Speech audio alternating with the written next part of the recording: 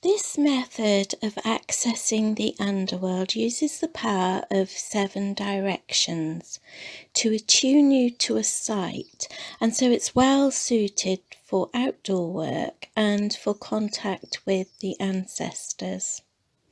So the first step is to select a sacred place of some kind, and this can range from a full-blown stone circle to a place in the landscape which appeals to you. And well-known spots and thin places, as they're often called, for this type of undertaking include ancient burial mounds, trees, confluences of rivers and crossroads, among others. But if you are lucky enough to find yourself alone in a stone circle, then sit in the middle and do your thing.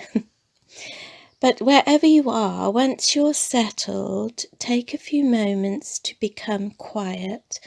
Ground yourself by sending roots deep into the earth, and center by focusing on your heart area or solar plexus. Then, once you feel ready, speak the following words, and these will attune you to the site.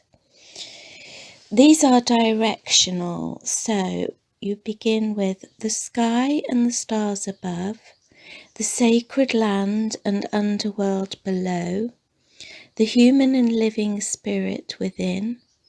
To the east is the power of air, dawn, spring. To the south is the power of fire, noonday, summer. To the west is the power of water, evening, autumn. To the north is the power of earth, night, winter.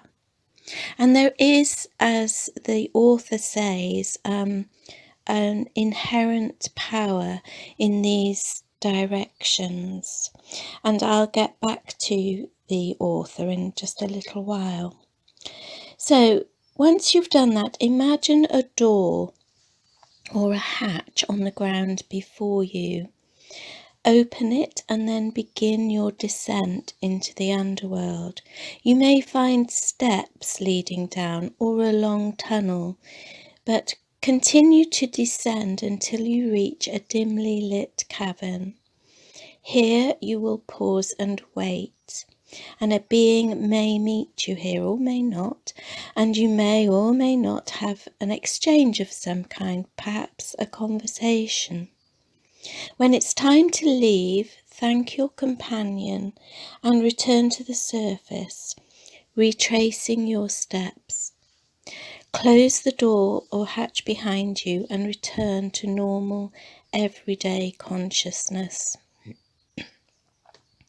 It's a good idea to record your experiences pretty soon after, as they do have a nasty habit of evaporating, a bit like dreams, even when you're sure you'll remember it all.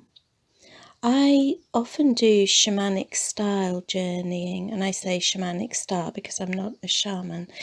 And when I read back my experiences, sometimes much later, there are details which I'd forgotten about completely.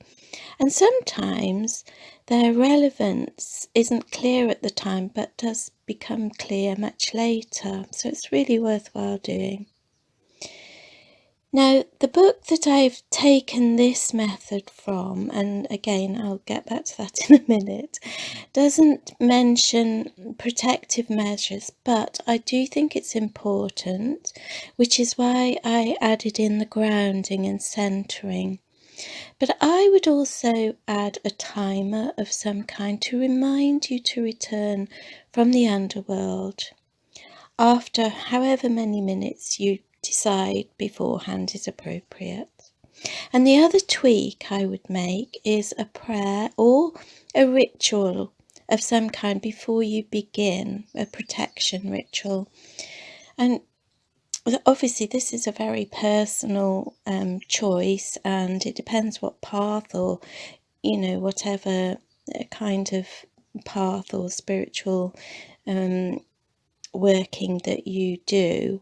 But the one that comes to mind for me is verse 4 of Psalm 23, and I'm sure you know it's the "Yea, though I walk through the shadow of the valley of death, I fear no evil," that one.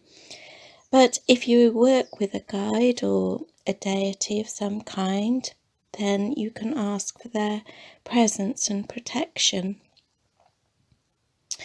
So, getting back to finally, the book that I have taken this from is Earthlight by R.J. Stewart.